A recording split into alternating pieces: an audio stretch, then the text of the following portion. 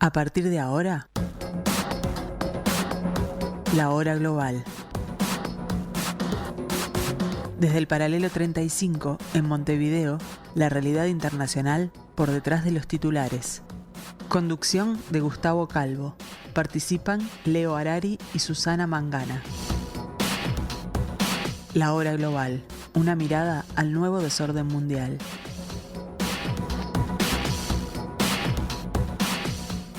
Muy buenas tardes, amigos, bienvenidos otra vez al 1170M de su dial, otra vez a este Paralelo 35, otra vez a la tarde de Radio Mundo, en el estudio de Radio Mundo, donde comenzamos otro encuentro, otro capítulo, otra excusa para estar juntos en esto que llamamos la hora global. Y estamos aquí en otro capítulo de la hora global, como decíamos, con algún aspecto en particular, pero no con una noticia en particular, con un tema a analizar, con esos momentos donde tenemos que apearnos de las noticias, de lo que está sucediendo en el mundo, para poder hacer algo que el ser humano sabe hacer como nadie, pero que se ha olvidado de hacerlo asiduamente, que es pensar, analizar, aplicar un espíritu crítico sobre las cosas y sacar conclusiones. Estamos con Nicolás Pose, doctor en ciencia política, que ha estado con nosotros muchas veces. Bienvenido, Nicolás, a la tarde de Radio Mundo. Bienvenido a la hora global. ¿Cómo estás? ¿Bien?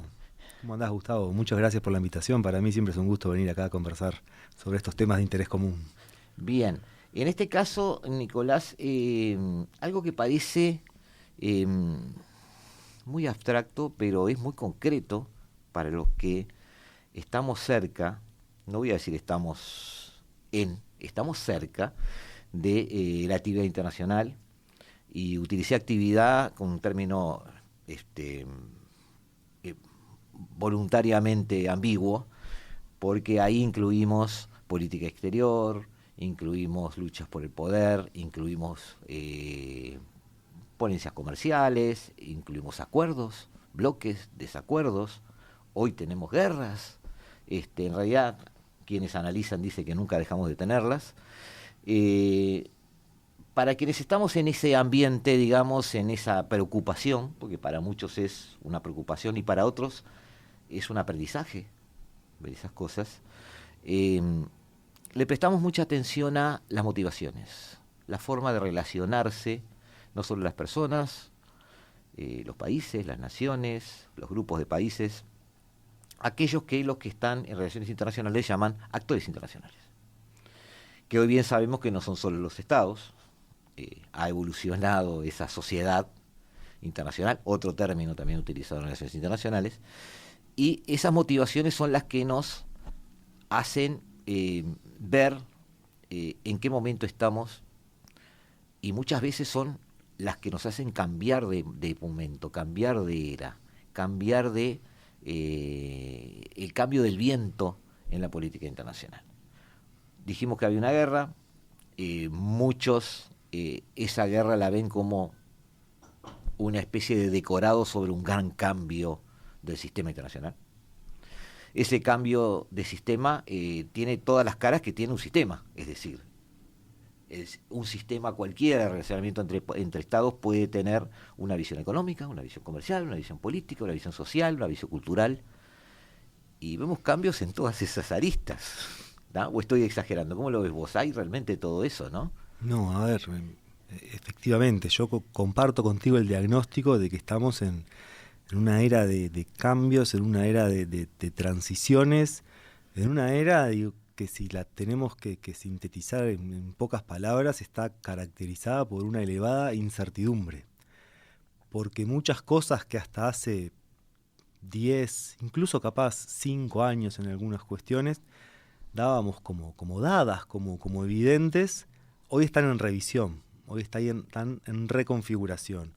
Y eso obviamente eleva la incertidumbre y complejiza la toma de decisiones de esos actores a los que vos hacías referencia, porque en contextos de relativa estabilidad uno cuenta con reglas tanto formales como informales que estructuran los patrones de comportamiento esperados. Uno si hace A, más o menos espera con cierto nivel de certeza de que va a pasar B o de que B va a reaccionar de determinada manera. Hoy estamos en un mundo en el cual todas esas reglas que estructuran la interacción entre los actores están en revisión. Por supuesto que analizar todas esas dimensiones sería prácticamente imposible y de hecho muy pocos especialistas en relaciones internacionales serían capaces de captar los cambios o los desafíos en cada una de esas dimensiones. Pero trayéndolo al ámbito en el que, que yo más he trabajado, que son los aspectos que delinean la política del orden económico internacional, efectivamente ahí hay una literatura que hace un par de meses tuve la oportunidad, por ejemplo, de presentar en la Academia Diplomática, ¿no? De tratar de llevarle a los actores que ejecutan la política exterior del Uruguay algunos trabajos que nos están indicando justamente que estamos frente a un cambio de orden en materia económica. En materia en particular de comercio e inversiones, hay quienes plantean, y yo creo que con buenos elementos, de que estamos en una transición desde lo que fue un orden económico liberal o neoliberal, como lo quiera llamar, en los últimos 30, 40 años, a un nuevo orden que algunos autores denominan geoeconómico. ¿Y qué significa que estamos frente a la presencia de un orden geoeconómico? Y bueno, lo principal es que las consideraciones de eficiencia, que eran lo que guiaban la toma de decisiones de los actores económicos, de forma primordial en los últimos 30, 40 años, hoy ya no son el único o el principal componente de esa ecuación. Hoy hay que tomar en cuenta los factores, en particular los riesgos geopolíticos, a la hora de pensar los negocios internacionales. Entonces eso es un mundo cualitativamente distinto del pasado. Claro, ahí se me ocurren dos cosas. Una específica en el tiempo. Habíamos conversado en algún momento cuando recién inició la guerra de Ucrania.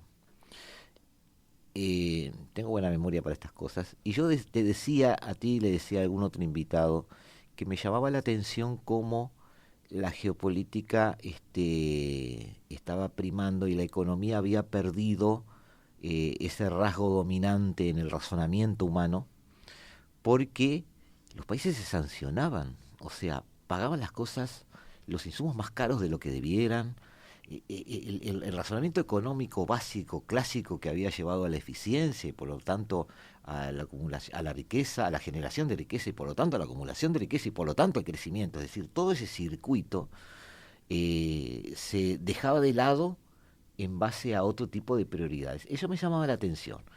Y otra cosa que me llamaba la atención es, tú ya me conocés y conocés un poco la radio, sabés que tenemos mucho respeto por los oyentes y sabés que parte del respeto por los oyentes es reconocer lo que no sabemos o reconocer cuáles son nuestras limitaciones, porque la idea, o por lo menos la idea de la hora global, y la mayoría de los programas que conozco en la radio son así, tratan de hacerle llegar al oyente lo que podemos aportar.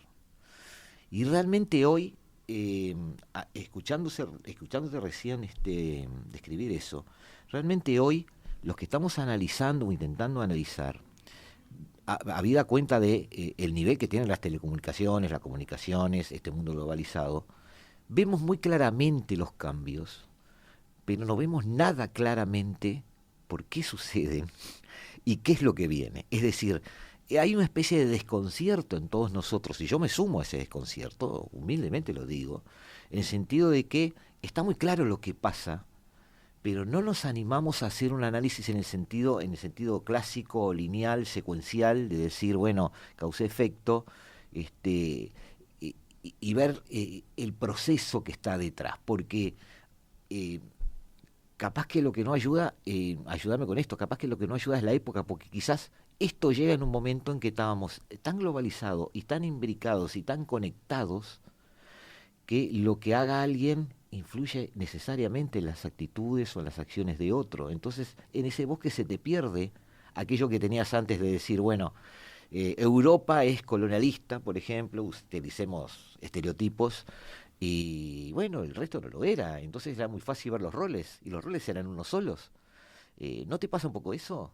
En confianza te lo pregunto, digo, más allá de invitado o conductor. No, está buena la reflexión porque, a ver, hay dos dimensiones, ¿no? Por un lado, estamos frente a la dificultad de describir qué es lo que pasa primero.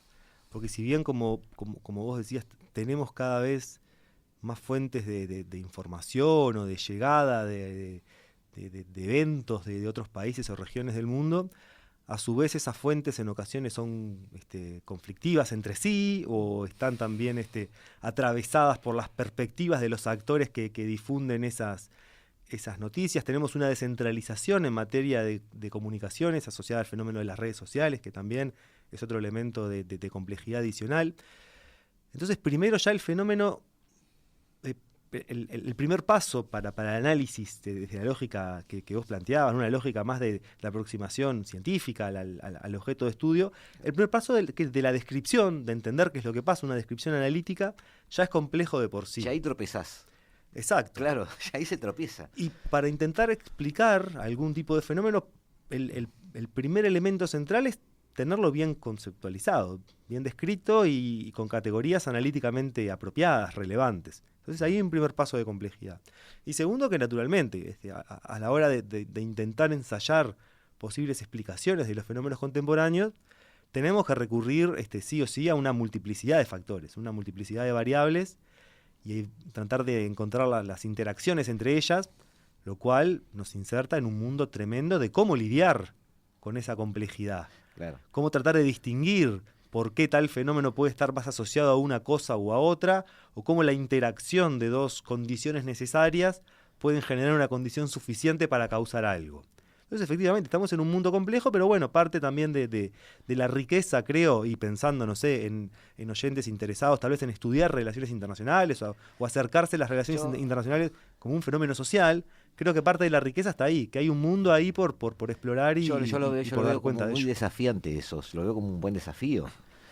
Pero está bueno, reconocer las limitaciones que estamos teniendo porque aquellas causas profundas de Renouvén, que siempre me viene esa frase, empiezan a aparecer por todos lados. Es decir, era muy fácil decir, Estados Unidos se está retirando. ¿Retirando de qué? ¿Retirando de dónde? ¿En qué momento? Y después aparece Estados Unidos tomando decisiones y cómo no se estaba retirando. Bueno, ¿hay un problema con China o hay una especie de partición de aguas a nivel comercial? ¿O no? Bueno, si es así, levantemos aranceles, creemos muros lo más altos posibles, relocalicemos fábricas y después vemos que tampoco sucede tan así y que los mayores inversores, por ejemplo, de las nuevas empresas 2022, 2023 y 2024 en Taiwán, son capitales chinos. Pero como no son los que son adversarios y que están a punto de invadir eso, o que, por ejemplo, sucede lo mismo en otro país impensado para China, que es Japón. Entonces, quizás la globalización está mucho más a flor de piel de lo que ellos quisieran. Quizás no se pueden desembarazar de esos lazos, o capaz que no lo quieren. Pero el hecho es que ese desacoplamiento, por ejemplo, a nivel de bloques, de que todos hablamos, con un pensamiento quizás un poco científico, como tú dijiste, puede ser, sí, en un razonamiento muy lineal, ¿no? Podemos decir, bueno, hay una especie de enfrentamiento, va a haber un desacoplamiento, va a haber una relocalización fabril, y ese desacoplamiento es en la superficie porque empezamos a ver algunos otros niveles. Tú lo sabes más que yo porque estás más en el tema económico. Empezamos a ver en otras capas de la cebolla que hay una total integración en algunos procesos productivos. A ver, yo creo que ahí lo importante es tratar de pensar más en términos de grados que de clases, ¿no? Uh-huh. Porque efectivamente, a ver, surgen algunas noticias que yo mostraba, por ejemplo, en esta instancia que te comentaba que tuve hace unos meses, ponía los titulares de esas noticias y yo decía, hace 10 años, ¿alguien se hubiera imaginado un titular como este? Y era completamente improbable. Por ejemplo... Explícamelo eso de hace unos meses. ¿Tú estuviste en contacto con una bibliografía o con un marco teórico que apuntaba a esto? Te pongo un ejemplo concreto, Gustavo, para ilustrar este punto. Hace unos meses la administración Biden bloqueó la adquisición de una acería estadounidense por parte de capitales japoneses. Ujú. Por motivos de seguridad nacional, asociados también a motivos económicos, del Japoneses. mantenimiento. Japoneses. Que se supone que es un aliado. Un socio estratégico en algunos Sin puntos. embargo, la acería estaba ubicada en un estado clave para las elecciones venideras que van a tener lugar ahora en Estados Unidos. Ujú. Y la adquisición por parte de capitales japoneses de esa acería podía generar un conjunto de reorganizaciones a nivel productivo que podían, por ejemplo, modificar las relaciones de trabajo. Claro. Ahí. Y estamos hablando de un aliado. Y aparecen noticias mucho más claras con respecto a nuevas barreras que se erigen frente a actores visualizados como adversarios. Pero de vuelta, hay que ver las dimensiones, ¿no? Porque también una noticia que surgió hace un par de años fue que las principales empresas chinas que cotizan en la bolsa de valores de Nueva York iban a ser forzadas a retirarse de la cotización en Nueva York, a no ser de que adoptaran informes corporativos más similares a los estándares de Occidente. Y sin embargo eso no ocurrió. ¿Y por qué no ocurrió? Y bueno, porque atrás había miles de millones de dólares de actores que tenían allí posiciones de inversión muy fuerte y que el impacto de tal medida que se llamó en su momento el listing era lo demasiado grande como para que hubiera actores con capacidad de evitarlo. Entonces, de vuelta, tenemos que mirar dimensiones. La dimensión financiera Claro. sigue más integrada que nunca. La dimensión comercial e incluso la dimensión productiva van en una tendencia progresiva hacia ciertos límites en la integración económica que hasta hace 10 años no existían, que incluso por el contrario se propiciaban. Entonces ahí hay un cambio de dirección. Luego hay que ver hasta qué punto ese cambio de dirección genera resultados. O sea que tú ves quizás no desacoplamientos en algunas áreas, pero sí una integración limitada.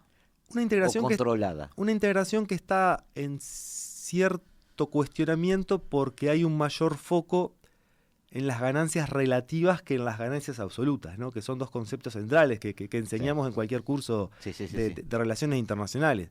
Nosotros dos podemos cooperar para tratar de generar mayor riqueza independientemente de con cuánto nos quedemos cada uno. Estamos enfocados en generar esas ganancias absolutas. En un mundo de mayor rivalidad geopolítica, los decisores miran no solo las ganancias absolutas, sino las ganancias relativas. Si a través de una inversión estadounidense en China se generan ganancias absolutas, fantástico. Pero ¿quién se queda con la mayor parte de esas ganancias derivadas de la cooperación? Si se quedan en China, capaz que hoy los decisores estadounidenses están intentando que ese tipo de integración no suceda, o que suceda menos. Hay un cambio de dirección, lo cual no implica que estemos en un mundo que se haya modificado completamente su forma de funcionamiento. Pero ese divorcio que nos venden las noticias no es tan así. Yo lo que creo que tenemos que tratar de captar el cambio cualitativo en materia de toma de decisiones. Decisiones que hace unos años eran impensadas, hoy se toman. Que Estados Unidos tenga un programa masivo de política industrial, cuando la política industrial hace 10, 15 años en Estados Unidos era mala palabra, ese es un cambio cualitativo. Luego, por supuesto, cuando uno va a la implementación, hay una nota reciente esta semana del Financial Times mostrando algunas dificultades de implementación, algunos delays de fábricas que anunciaron proyectos de inversión asociados a esa política industrial que todavía no se han concretado.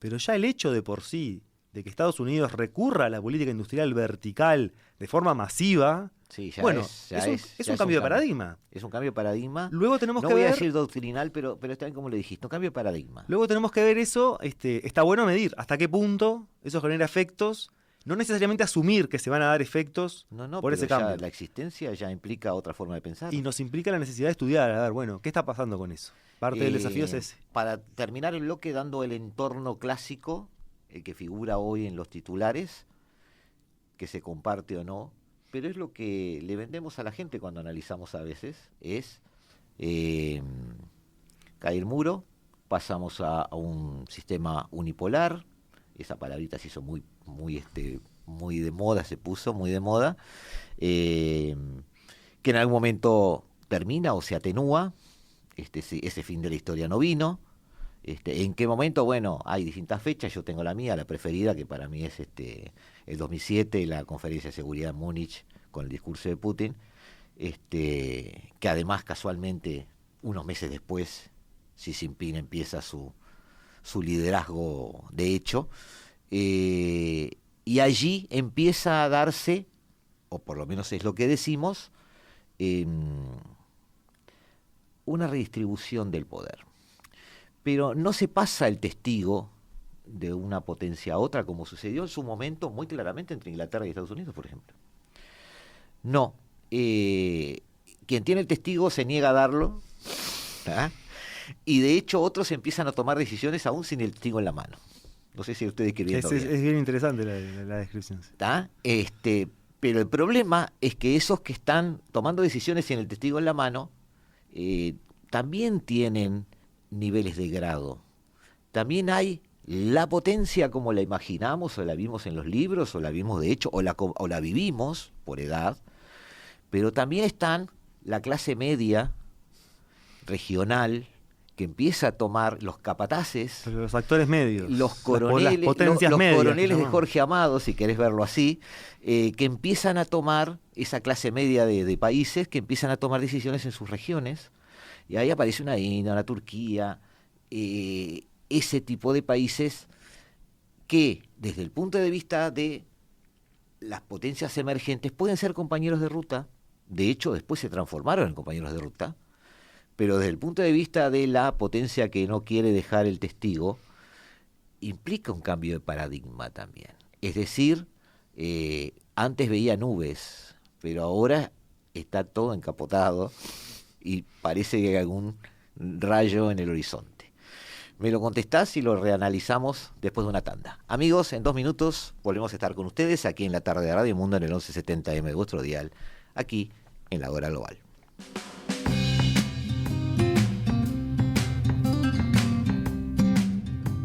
Seguimos, amigos, en la tarde de Radio Mundo, seguimos en el 1170M de vuestro dial, seguimos aquí en el estudio de Radio Mundo haciendo la Hora Global, tratando de analizar. En realidad no estamos tratando de analizar, sino estamos expresando nuestro deseo de entender, vamos a decirlo así, esto que parece ser un nuevo orden mundial, esto que parece ser desde el punto de vista económico, un retiro de aquel lugar, aquel patio donde nos había dejado Bretton Woods, con la creación de un sistema que funcionó muy bien, y que hoy ve que gracias a una reconversión de la administración del poder, le han surgido problemas de funcionamiento, y lo peor para muchos es que surgieron desde adentro, es decir, surgieron desde nuevos actores internacionales con fuerza, con poder, que integran muchos de los organismos creados en Bretton Woods, organismos relacionados con la economía. Por eso está hoy acá con nosotros Nicolás Posse, y yo le he hecho una descripción a Nicolás de lo que yo veía que era la transformación del orden mundial, que una cosa es decirla, Nicolás, y como yo decía hoy, otra cosa es explicarla. Te escuchamos atentamente, te tiré con una bolsa de piedras ahí para ver qué podés hacer. A ver, surgen varios elementos bien interesantes para el análisis. Pero primero un paréntesis muy breve para acotar un comentario a esto que decías al regreso de la tanda. Yo creo que es común en los análisis entender la evolución del régimen de Bretton Woods, que nace por allá por el fin de la Segunda Guerra Mundial, hasta hace poco tiempo, como una continuidad, y en realidad creo que hay 2 grandes momentos de la economía política internacional que debemos diferenciar. Porque si bien son las mismas instituciones, el rol asignado a esas instituciones es bien distinto. Tenemos un mundo que es el mundo 45-70 y otro mundo que funciona bajo parámetros completamente distintos, con las mismas instituciones, pero con funciones completamente rediseñadas entre los 80 y la crisis de 2008, si querés ponerle un punto final, o que bien se va ahí cuestionando en estas últimas décadas. Un paréntesis solamente está perfecto, a porque efectos de esto último. Sí, un actor internacional, un relevante, el protagonista de la obra de teatro decidió actuar de otra manera. Exactamente, fue el mismo, exactamente. Pero volviendo al punto anterior, al punto que nos quedaba pendiente antes de la tanda, yo comparto contigo el diagnóstico de que estamos frente a una creciente descentralización del poder. a nivel internacional, con todas las eventuales consecuencias que eso puede implicar. Ahí, naturalmente, que al adentrarnos en distintas dimensiones del poder, ¿no? El poder entendido como capacidades, el asunto se complejiza. En el terreno tal vez estrictamente militar, del poder más duro, bueno, ahí sigue habiendo un actor con capacidades por encima de las de todos los demás juntos, que es Estados Unidos. Ahora, claro, como nos enseñaron los teóricos de la interdependencia hace ya muchos años, con el poder militar hay ciertos problemas de fungibilidad. Para algunas cosas podemos utilizar el poder militar, pero para otras no hay una relación costo-beneficio razonable. Además viene Clausewitz con su frase que como que relativiza el poder militar, porque cuando te dice que toda guerra es la política por otros medios, vos empezás a ver la guerra ya como una herramienta política, que lo es. Entonces se relativiza todo, porque decís, bueno, entonces no importa que yo tenga un super ejército si en realidad la decisión política puede ser otra. Bueno, más problemas para nuestro análisis. Exacto, ¿no? es una dimensión, pero no es la única. Claro. Y en el plano económico, efectivamente, estamos frente a un mundo completamente descentralizado cuando uno lo compara con, no sé, el mundo de la salida de la segunda posguerra, para volver a tu referencia. Hoy, evidentemente, tenemos un actor como China, que en términos económicos disputa el liderazgo con Estados Unidos cara a cara. Tenemos un actor como la Unión Europea con sus complejidades, sus características peculiares. Y después tenemos esta suerte de potencias medias que tú mencionabas, las cuales, en la medida que el mundo está más descentralizado, empiezan a jugar un rol mayor porque son claves para la formación de alianzas, de bloques. Pensemos, por ejemplo, en la composición del G20. El G20 fue pensado originalmente como un lugar donde Estados Unidos, con sus aliados, pudiera contener a otros actores que necesariamente tienen que estar en la mesa y que no pertenecen a ese círculo de amigos. Sin embargo, esos propios actores van redefiniendo estrategias. Claro. Pensemos, por ejemplo, en una Arabia Saudita, Claro. que hoy hace negocios con Estados Unidos como hizo siempre, pero también hace negocios con China. Uh-huh. Entonces, hoy en día lo que hay es, desde la perspectiva de las potencias medias, hay cierta diversificación de oportunidades. Ahí hay que ver hasta qué punto el mundo que se viene es un mundo en el que hay espacio para tener diálogo, contacto con los dos perfilados superpoderes económicos, o estos superpoderes económicos intentan delimitar campos de acción de esfera propia. Eso es una pregunta que yo te quería hacer, porque desde el punto de vista estrictamente político, hay una tendencia a pensar, que no es tan cierto, pero hay una tendencia a pensar en que en algún momento a esas potencias medias le van a golpear la puerta y le van a preguntar de qué lado estás. ¿Ah? Quiero ser muy claro con los oyentes porque hay una tendencia a pensar eso. Es cierto que en determinadas capas de la cebolla, digamos, sí sucede a nivel político. Ahora, cuando vemos que algunos de esos actores o son muy buenos jugadores de ajedrez, o de alguna manera tienen líderes que son muy lúcidos y hacen las cosas con un pie en cada campo, estoy hablando de India, que refina petróleo ruso para vendérselo a Europa. O sea, hay algo totalmente loco. Estoy pensando en Erdogan, que compra misiles a la OTAN y compra los antimisiles que tiran abajo esos misiles a Rusia, digamos militar. Vemos que esas potencias intermedias en lo político y a veces en parte de lo económico parecen poder moverse sin alinearse del todo desde el punto de vista político. Hay márgenes de maniobra. Exacto. Desde el punto de vista económico, que es lo que tú más manejás y digamos, para mí sos más referente en eso, desde el punto de vista económico, ¿hay más cintura que en el campo político? Depende de las dimensiones y depende de qué actor estemos hablando. Depende de las dimensiones en el sentido de que algunas de estas superpotencias se trazan líneas rojas. Te voy a poner el ejemplo de Estados Unidos y sus aliados con respecto a la tecnología 5G. Ah, claro. Países como Reino Unido, la mayoría de los países europeos, países como Australia, tenían en sus redes, en su equipamiento de base para desarrollar la tecnología 5G, componentes provistos por empresas chinas. Uh-huh. Llegó un momento en el que Estados Unidos planteó, a Reino Unido se lo planteó en términos muy explícitos. Tú sabes, porque seguís las cuestiones de geopolítica, de alianzas de seguridad de forma muy cercana, que hay una alianza en materia de inteligencia, el Five Eyes, Sí. compuesto por países anglosajones, en los cuales en un momento Estados Unidos le planteó al Reino Unido: o desarmás esta red de infraestructura basada o compuesta en parte con tecnología china, o no te puedo compartir más información. ¿Cuál fue el resultado?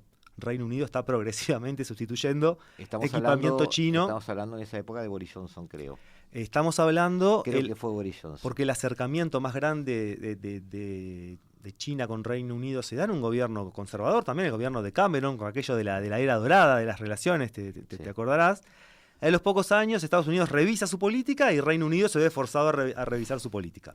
Ahora, hay otros campos en los que no. Hay otros campos en los que efectivamente hay margen de acción e incluso hay potencias medias que no necesariamente tienen esos vínculos tan fuertes con un actor. Pensemos Estados Unidos, el otro, pero Estados Unidos es como el actor de referencia por la región del mundo en el que vivimos, en el cual, a ver, Estados Unidos puede venir a golpearle la puerta a Brasil para que China no participe en su red 5G. Pero ¿qué tiene para ofrecer a cambio? Por ejemplo, un país pequeñito como el nuestro firmó hace poco tiempo un memorándum de entendimiento con China, en el cual se compromete a la neutralidad en materia de tecnologías. Es decir, que en nuestra red puede haber tecnología occidental, pero también puede haber tecnología china. De hecho la hay. De hecho la hay. Entonces Estados Unidos puede venir a golpear a la puerta de Uruguay y decir: che, perteneces a mi esfera de influencia, vamos a ponerlo de algún modo. Pero ¿qué capacidad también tiene hoy, en comparación con la capacidad que podría tener décadas antes, de persuadir para cerrar la puerta a ese tipo de tecnologías del adversario? Entonces creo que depende mucho de la dimensión y depende mucho de la cercanía con ese organizador. Claro. Te hacía la pregunta porque parece, visto desde la política, que la economía tiene como otras reglas de juego. Es decir, todo ese desacoplamiento, toda esa crisis, toda esa mirada de reojo que existe en el campo político, por ejemplo, no impide que China siga siendo el principal cliente de muchos de los países de Sudamérica. Entonces, esa golpeada de puerta yo también le doy niveles. Yo creo que Estados Unidos le va a golpear la puerta a Buenos Aires o a Brasilia, y a nosotros nos va a golpear la puerta a Buenos Aires y Brasilia, no Washington. ¿Tá? Pienso que hay una escala a ese nivel. Pero me interesaba esa mirada tuya en el sentido de decir, bueno, desde el punto de vista político puede ser una cosa, pero desde el punto de vista económico puede... No digo que haya otras reglas de juego, porque en realidad todo es lo mismo, pero sí es cierto que, por ejemplo, Estados Unidos no toleraría tecnología militar china, pero sí tolera que China sea el principal cliente de todo el continente, por ejemplo. Entonces hay una mirada distinta. Y si no lo tolera, ¿qué tiene para ofrecer a cambio? Claro. Bueno, es una interesante pregunta la que haces, porque además no está en un buen momento, aunque quisiera ofrecer, pero ponerle que quisiera ofrecer, está bien la pregunta que haces, me dejas pensando en eso.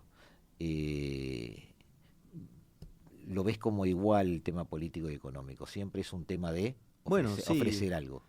Yo vengo, vos sabés, de la economía política internacional. Para mí analizar la economía no se despega de separada de la política es algo que tener un día una charla imposible. Claro. La economía y la política están intrínsecamente relacionados, ya sea a nivel doméstico o a nivel internacional.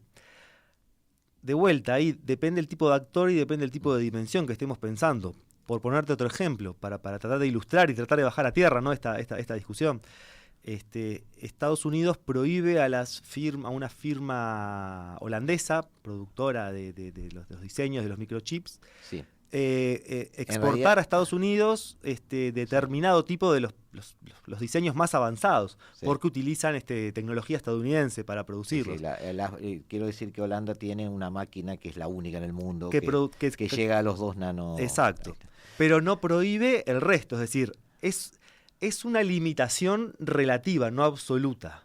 Claro. Y a su vez siempre está la respuesta de la contraparte. China ha acelerado enormemente su desarrollo doméstico a partir de estas restricciones que han surgido. Entonces, es un juego en el cual el resto de los actores equilibran eso o intentan equilibrar, a veces por la perspicacia de los líderes, como vos decías, y a veces también por cuestiones domésticas, que poco tienen que ver con análisis racionales de pensar el mundo en esa escala de un tablero de ajedrez, ¿no? Imagínate, por ejemplo, el caso de Australia denunciando a China en la Organización Mundial de la Salud Sí. por el tema COVID. Cuando Australia depende enormemente de China para colocar sus productos en el exterior. De hecho, China es su principal socio comercial, Sí. mientras que Estados Unidos es su principal socio político-militar. Bueno, ahí no tenés una separación de lo político y lo económico. Y bueno, no, porque ahí... Te puedo dar otro ejemplo también, que es lo que pasa con México. La dimensión política es la de un adversario. La dimensión económica es la de un socio totalmente integrado a la economía, a una economía común. Vos me decís México, Con Estados teniendo Unidos. referencia a Estados Unidos. Sí. México está tremendamente, por una cuestión económica, está subordinado de forma Claro. muy fuerte políticamente con... Claro, yo veo esas dimensiones separadas en ese sentido, pero claro, tú tenés una visión más integral Pero que Gustavo, la mía. ¿cómo explicás que México, que el gobierno de López Obrador acepte, por ejemplo, controlar los flujos migratorios centroamericanos en su frontera sur a pedido de Estados Unidos? Claro, La única forma de explicar eso es la represalia comercial claro. que Estados Unidos puede aplicar a México en el caso que México no se comporte así. Entonces, de vuelta, economía y política... No, está bien. Están intrínsecamente está bien, relacionados. está bien, 1-0, está bien. No, está bien.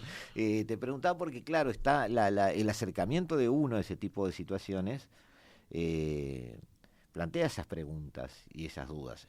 Y lo mismo cuando hablamos de ese orden mundial, pensamos en un orden político siempre, en el sentido de una fuerza.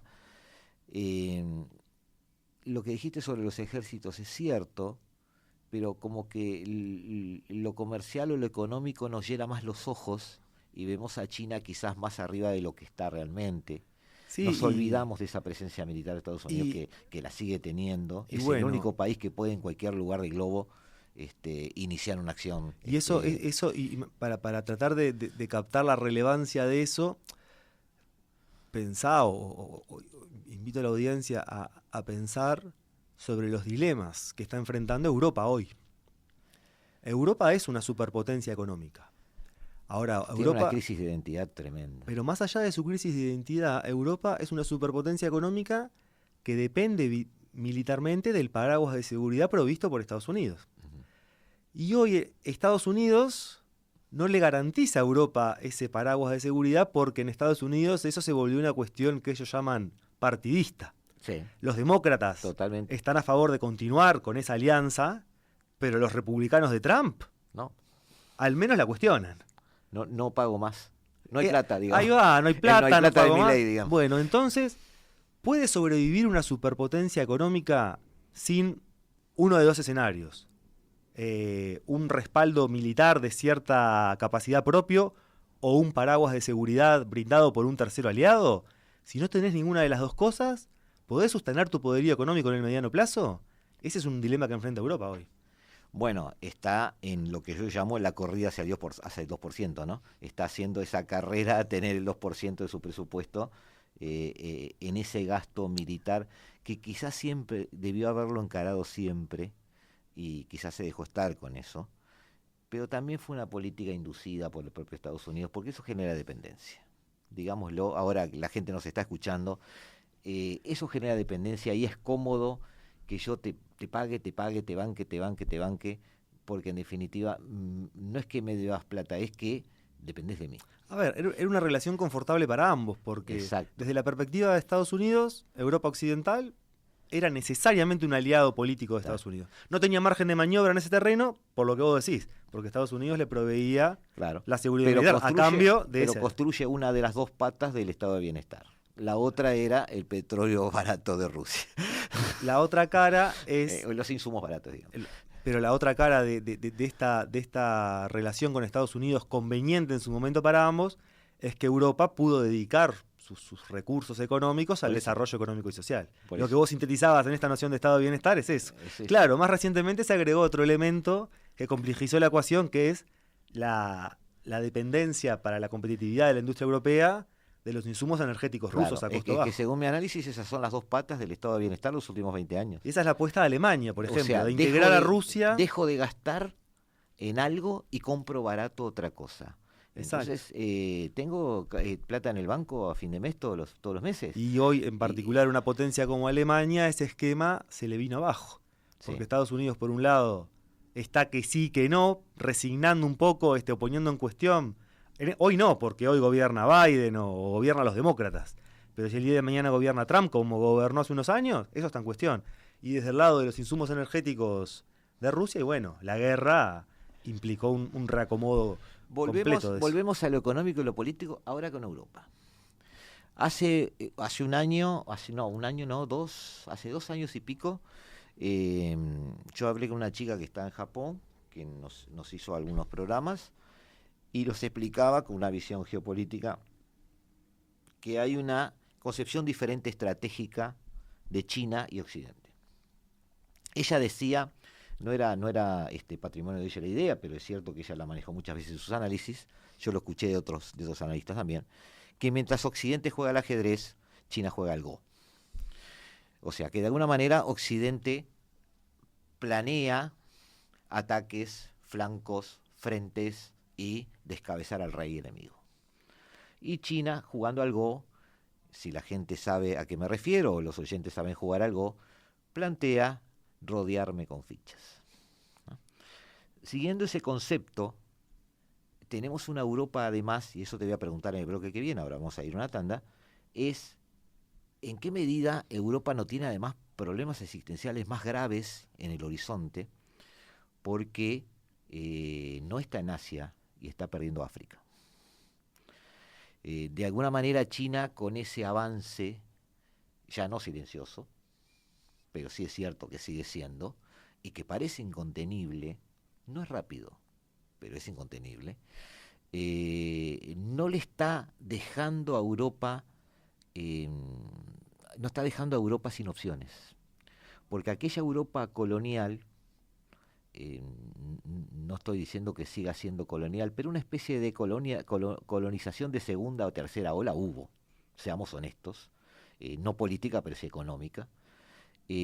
Aquel esquema de tomar insumos para mantener sus industrias vivas y de alguna manera generar riqueza para seguir siendo una potencia económica en su conjunto. ¿De qué manera eso no está empezando a mostrar sus costuras y quizás caer? Entonces, desde el punto de vista de la estructura económica, de la dinámica macroeconómica en este caso, Europa no tiene más problemas de lo que cree, o quizás ya los conoce, pero no están en los titulares de las noticias internacionales. Me lo contestás a la vuelta. 2 minutos, amigos, y ya volvemos aquí en el 1170M de vuestro dial, aquí en la tarde de Radio Mundo en la hora global.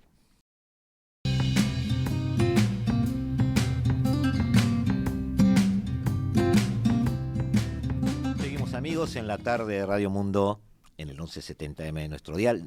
No lo olviden, si alguien les pregunta qué están escuchando el 1170 AM de Radio Mundo, que es en esta hora, en este paralelo, en este lugar del planeta, la hora global. Nicolás Puse te había hecho una pregunta, que era una pregunta para mí compleja, para vos capaz que no. Muy humildemente yo me preguntaba por todo ese ecosistema comercial y de provisión de insumos que mantiene una dinámica industrial en Europa, si no estaba empezando a estar rodeado en la medida de que, bueno, hay golpes de Estado en algunos países africanos, hay franceses, es extraño como lo voy a decir, pero franceses echados de esos países. Por lo tanto, hay una dinámica diferente en cuanto a hasta los socios proveedores de insumos de industrias importantes para Europa. Sí. De alguna manera Europa no está teniendo o va a tener más problemas de lo que está previendo o ya lo está previendo, o tú no ves que sea tan radical eso. No, yo creo que Europa enfrenta una serie de desafíos múltiples que se conjugan al mismo tiempo y que son difíciles de resolver.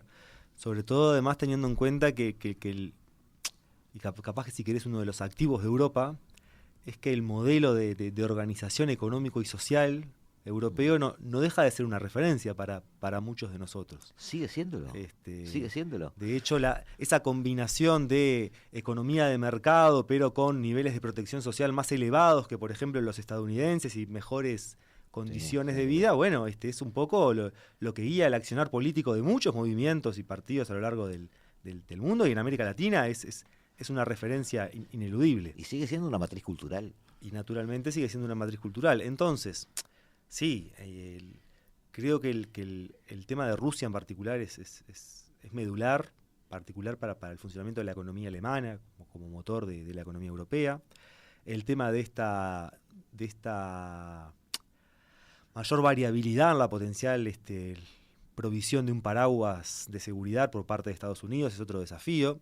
El tema de África, efectivamente, la capacidad o no de algunos países claves de seguir manteniendo el terreno allí, que está en disputa. El tema de China, que por un lado desafía esos espacios geopolíticos en África, que por otro lado se vuelve un rival claramente definido de Estados Unidos, y eso fuerza a Europa ahí así a tomar posición, pero para Europa también China es un mercado muy, muy importante. ¿Cómo le llamaron rival sistémico? Rival sistémico, competidor económico y rival sistémico. Pero preguntar a las empresas alemanas, y bueno, el mercado chino es fundamental. Entonces es compleja la cuestión. Hay algunos actores en Europa que están pensando esto, ¿no? Europa tiene una ventaja con respecto a otros esquemas de integración regional, que tiene una comisión, un ejecutivo que piensa con esa cabeza europea. La Comisión Europea no depende de un país, o los funcionarios que hacen carrera en la Comisión Europea, su suerte no depende de la suerte de sus países de origen, como sucede acá en el Mercosur, que no tenemos una burocracia mercosuriana, lo cual es una debilidad. Hay un organismo en Europa se ve como un organismo supranacional. Mientras que acá en Mercosur son las burocracias nacionales las que participan en la toma de decisiones. Pero desde el punto de vista... Ahora, sí, perdón. Déjame redondear esta idea. Termina, tranquilo. Esa Comisión Europea puede estar pensando estos temas desde esta lógica más geopolítica global. Por ejemplo, desde esta lógica geopolítica global es que la Comisión Europea ha planteado la necesidad de reaproximarse a América Latina, y en particular a América del Sur. Desde esta lógica, por ejemplo, es que el ejecutivo de von der Leyen y Borrell como vicepresidente y el jefe de los asuntos exteriores de la Unión Europea es que proponen revivir el acuerdo con Mercosur. Lo que pasa es que estos actores que están pensando esto se enfrentan con dinámicas que ellos no controlan. Ellos no controlan la oposición de los agricultores franceses que calan el Ejecutivo de Francia. Entonces, puede haber una comisión pensando estos temas en términos geopolíticos y geoeconómicos, pero la capacidad de esa comisión de luego procesar esas decisiones a nivel doméstico no siempre es efectiva. Te pongo otro ejemplo en la misma línea. Una de las medidas más importantes que toma Europa para apoyar a Ucrania en el marco de la guerra es liberarle las barreras arancelarias a la importación de alimentos provenientes desde Ucrania, un modo de sostener los esfuerzos ucranianos a la guerra. Al poco tiempo tuvieron que parar con esa política porque los agricultores estaban dando vuelta a las principales capitales europeas.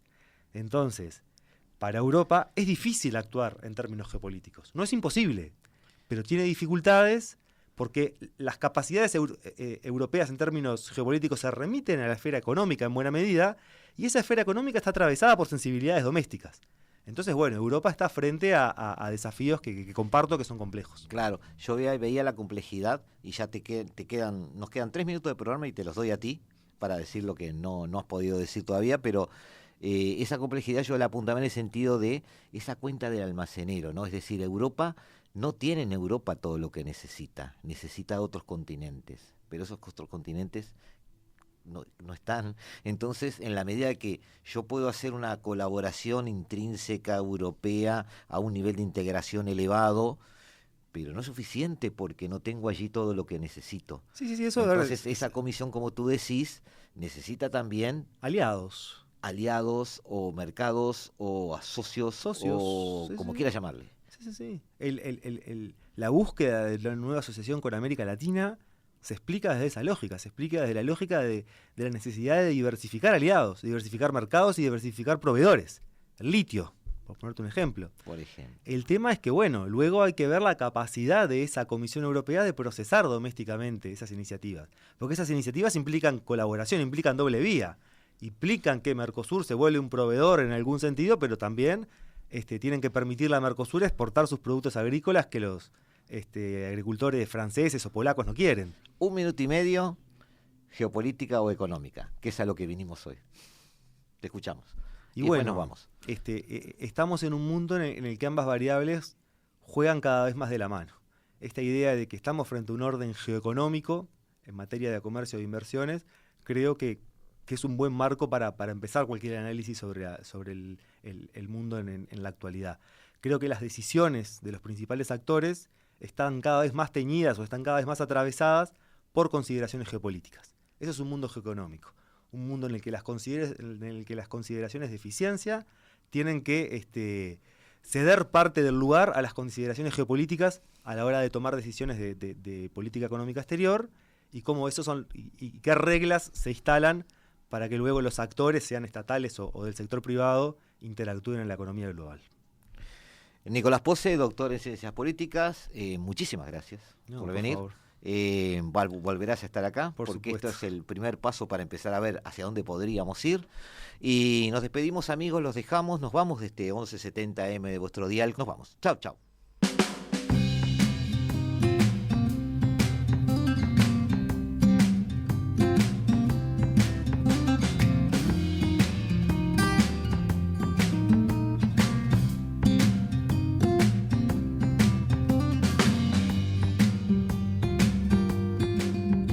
La Hora Global, martes y jueves a las 15 horas. Repite a las 21 horas.